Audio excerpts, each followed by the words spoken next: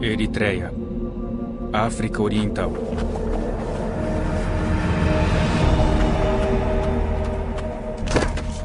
Disseram-lhe que renunciasse a ser um cristão evangélico. E ele respondeu que não faria isso. Disseram-lhe, não volte mais a orar. Ele apenas olhou para eles. Como deixar de orar? Disseram-lhe que haveria problema se ele continuasse a falar de Jesus para os prisioneiros.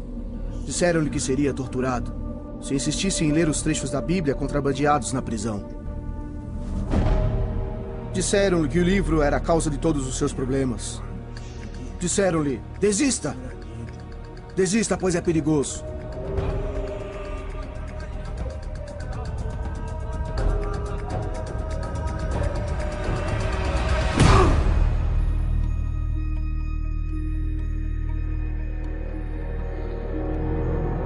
O livro perigoso. Versão brasileira, Comeve, São Paulo.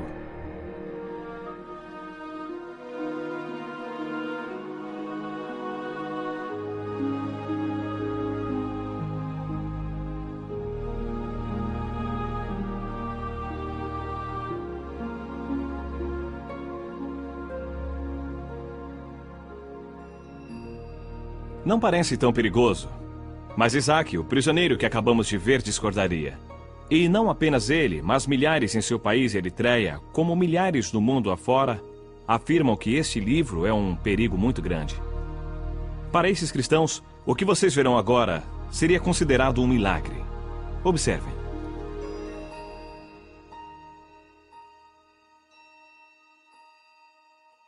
Ninguém chamou a polícia. Não me importunam. Não me mandaram embora. Não me preocupo nem um pouco em ser preso, torturado ou morto por ler minha Bíblia. Ler minha Bíblia não parece um milagre hoje em dia. Mas seria nos idos do século XVI. Naquele tempo, apenas sacerdotes podiam ler as Sagradas Escrituras. Alguns podiam ouvir, mas não podiam ler. Um homem chamado William Tyndale mudou a situação. Inglaterra, 1523. Tyndale achava que todos poderiam ler a Bíblia. Ele saiu de casa e fugiu para a Alemanha, onde traduziu a Bíblia para o inglês, imprimindo 6.000 exemplares. Essas foram as primeiras cópias da Bíblia em inglês. E Tyndale as contrabandeou para a Inglaterra. Seu inimigo mortal, o bispo de Londres, comprou todos os exemplares, pensando em queimá-los. A reação de Tyndale foi: "Ah, vai queimá-los? Pois eu muito me alegro, pois eu recebo o dinheiro dos livros e o mundo inteiro vai se indignar com a queima da palavra de Deus." Tyndale morreu antes que a Bíblia fosse livremente vendida em seu país. Suas palavras finais, ao ser enforcado e queimado por suas ações, foram: "Senhor, abra os olhos do rei da Inglaterra." Sua prece foi atendida. O que o Senhor exige: pratique a justiça, ame a fidelidade e ande humildemente com seu Deus. Hoje, evidências da influência da Bíblia são comuns na sociedade ocidental. É até comum sua exposição pública, tão normal que chega a permear fatos da vida diária. Porém, isso é um milagre. A Bíblia está disponível para todos nós. Qualquer um pode comprá-la e lê-la sem medo. O que Isaac na Eritreia não daria para ter essa liberdade. E nós aproveitamos essa liberdade? Nós nos alegramos com ela? Usufruímos dela lendo a palavra e praticando-a? Não seria terrível se os que são proibidos de ler a Bíblia fizessem melhor uso dela que os que podem ler livremente? Um velho pastor chinês uma vez disse: "Existem apenas 3 tipos de cristãos no mundo e apenas um é verdadeiro. O primeiro tem a Bíblia, mas não a lê. Esse não vale. O segundo tem a Bíblia, lê, mas não tem amor por ela. Também não vale. O terceiro tem a Bíblia, lê e ama o que lê. É o tipo que muda o mundo." Então, deixando escapar uma pequena lágrima, ele acrescentou: "Mas esse tipo de cristão é muito raro." O que acontece quando temos a Bíblia, a lemos e a amamos? Vamos conversar com alguém que fez as 3 coisas e mudou o mundo. Seu nome é Irmão André. Em 1955, uma frase do livro do Apocalipse o impressionou. Esteja atento, fortaleça o que resta e estava para morrer. Ele viu a luta dos cristãos perseguidos na Europa Oriental e respondeu ao chamado do Senhor para que fizesse algo que cristão ocidental nenhum fizera até aquele momento: contrabandear a Bíblia para dentro da cortina de ferro. Com Bíblias empilhadas dentro de um Fusca, o irmão André dirigiu até a fronteira, sussurrando uma oração que ficou famosa: Senhor, fizeste cegos enxergarem. Por favor, segue os olhos dos que veem.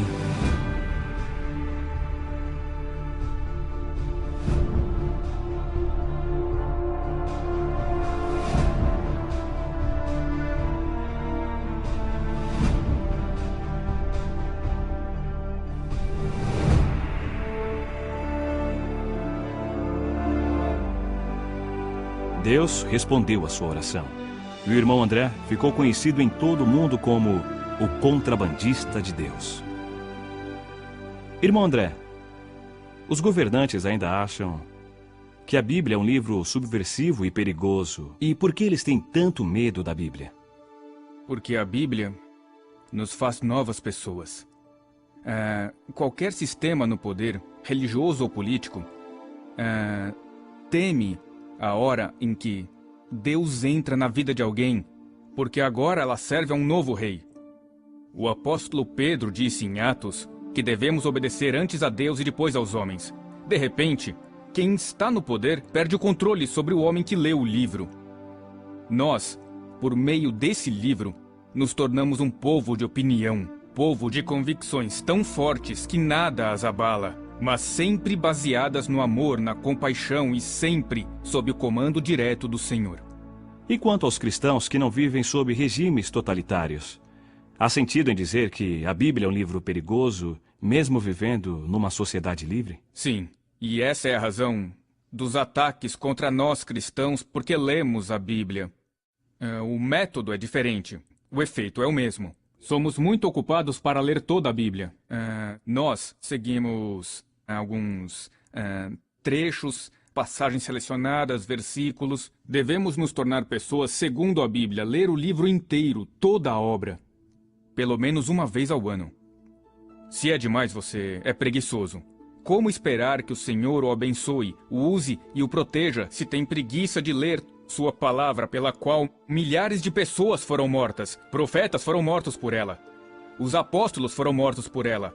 Mártires da história da igreja morreram por ela. Hoje pessoas morrem por ela. E deixamos a Bíblia na estante? Há uma história de uma família na Holanda, onde eu morei. Um pequeno garoto encontrou a Bíblia da família coberta de pó. Levou-a para a mãe e perguntou: Mãe, esse é o livro de Deus? A mãe olhou o livro e disse: Claro que é o livro de Deus. E ele falou: Por que não o devolvemos, já que não usamos? Há pessoas que desejarão percorrer o caminho que você trilhou. Então, dê-lhes um ponto de partida pelo qual poderão começar a viver segundo a Bíblia. Qual seria este ponto? Uma das minhas orações ainda é: Deus, faz-me verdadeiro. Eu aconselho que, ao ler a palavra, diga: Senhor, fale comigo. E o que me disseres, eu farei. E surgirá uma nova vida de aventura que o espantará. Deus o provará. Se Deus não o provar, me surpreenderei. Se você nunca for atacado pelo diabo, me surpreenderei. Mas como? Eu não sou digno de um ataque? Você pede por problemas quando segue a Jesus radicalmente. Mas nos problemas diga: aleluia, eu estou no caminho certo. Siga o livro, siga. Siga o livro. Isso mudará a sua vida. E é aí que surge o perigo. É quando precisamos que a igreja perseguida nos mostre o caminho. Durante a Guerra Fria, eu conheci um fazendeiro da Tchecoslováquia que jamais havia visto uma Bíblia. Ele pregou por 20 anos, baseado em 10 capítulos de Atos e em 4 de 1 Timóteo, copiados à mão por sua mãe. Aquelas poucas páginas eram tudo o que ele conhecia da Bíblia. Quando lhe dei uma Bíblia inteira pela primeira vez em sua vida, ele ficou chocado.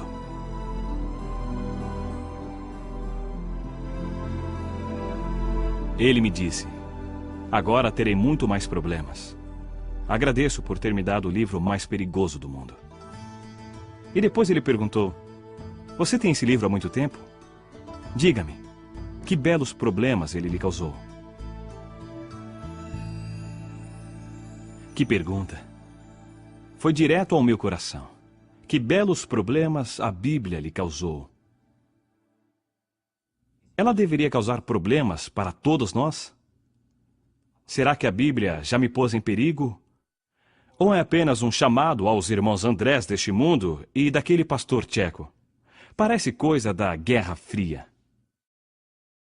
Mas, na verdade, não é tão fácil gostar deste livro. Muitos de nós passamos por períodos talvez inevitáveis em que achamos a Bíblia um tanto difícil, entediante, diriam alguns. Respeitamos o livro, mas não o lemos muito. Não é fácil admitir o fato. Mas nos lugares onde cristãos são proibidos de portar uma Bíblia, lugares onde as pessoas arriscam a vida por seguir a Jesus, a Bíblia tem um valor extraordinário. Encarar essas histórias pode mudar o modo como encaramos nossa Bíblia. Amontoados em contêineres como este, estão centenas de cristãos da Eritreia de hoje. Que atos terríveis terão cometido para morrerem assim cozidos em fornos de metal? Sem julgamento, sem alimento ou água, são punidos pelo crime de serem cristãos e agirem como cristãos, orando, reunindo-se e lendo as suas Bíblias. Meu irmão Gideão sabe disso muito bem.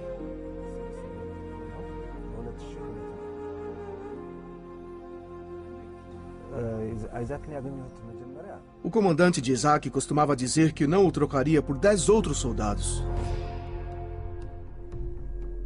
Ele era um matador implacável, inteligente e valente.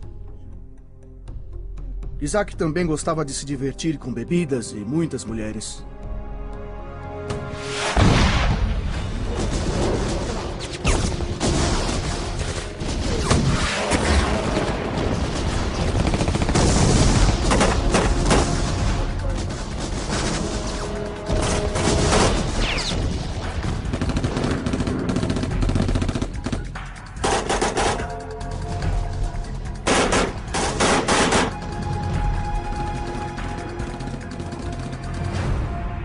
No meio de uma guerra, sobrevivia como podia.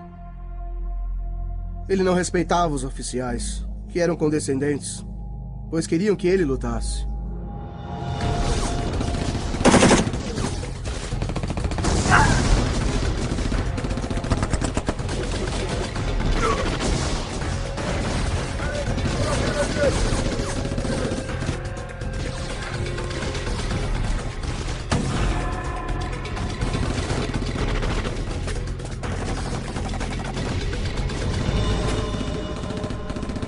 A unidade de Isaac tinha 500 homens.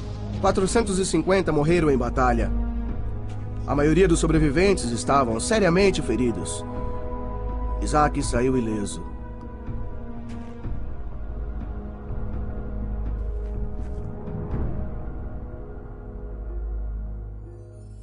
Dois soldados cristãos aproximaram e disseram: "Você foi poupado por um propósito. Deus deve ter planos para você, ou você também estaria morto." Isaac abriu seu coração e decidiu seguir a Jesus.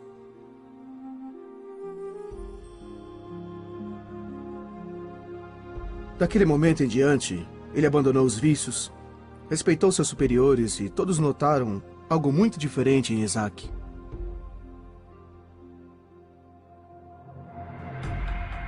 O comandante também reparou e ficou furioso. Disse a Isaac: "Você perdeu o instinto assassino. Preferia você insubordinado e bruto, em vez de cristão. Você poderia ser um grande soldado."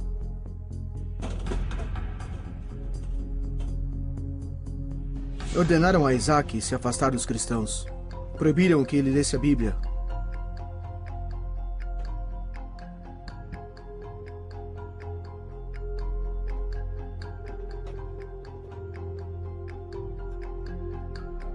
Quando os cristãos lhe deram uma Bíblia, disseram: "Não apenas leia, Devore a palavra de Deus. Deixe ela penetrar no teu coração.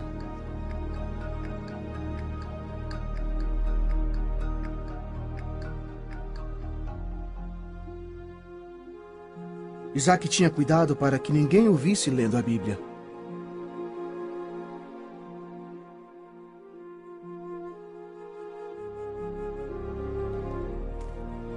Mas ele foi pego.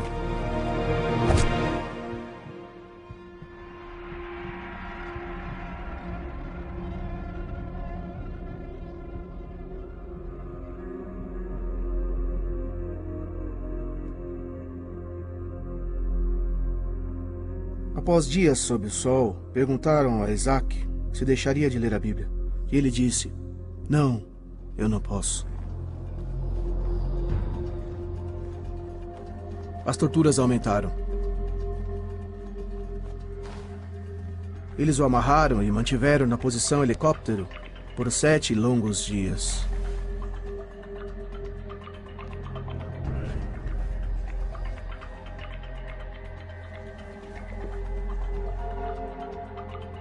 O comandante perguntou então se ele desistiria de ler o livro. Mesmo assim, Isaac não concordou em deixar de ler a Bíblia.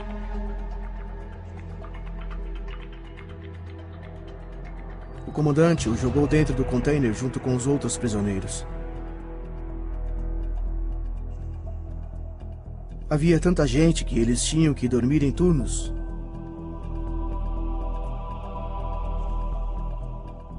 Durante o dia, o calor era terrível.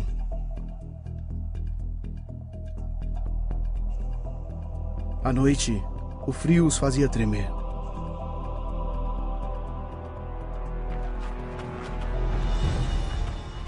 Propuseram a Isaac um fim para o sofrimento e uma promoção militar.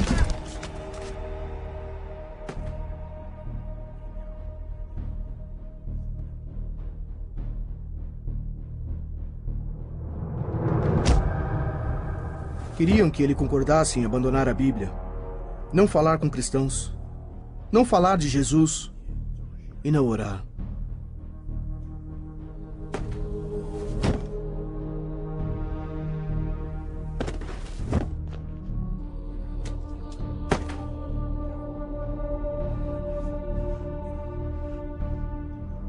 Por 9 longos meses, Isaac não assinou, não cedeu, ele resistiu.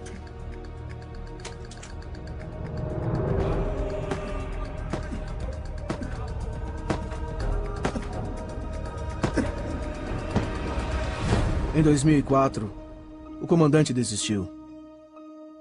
Isaac foi enviado para a prisão na capital, Asmara. Ele ainda está preso. Isaac tem apenas 26 anos. Jamais conheceu um dia sem perseguição. Ninguém sabe quem é Isaac fora da Eritreia, mas na prisão, ele é uma lenda. Novos convertidos fazem fila para obter trechos de sua Bíblia. E ele diz: "Devorem este livro. Ele trará problemas a vocês, mas vale a pena."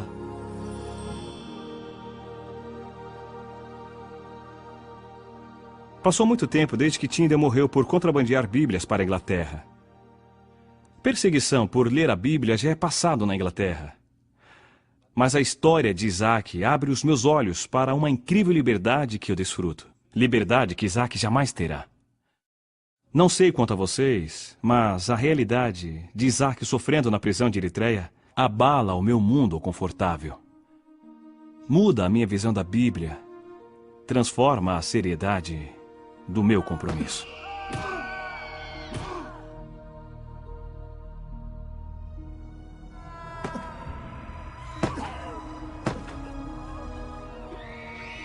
Há sofrimentos nessas páginas.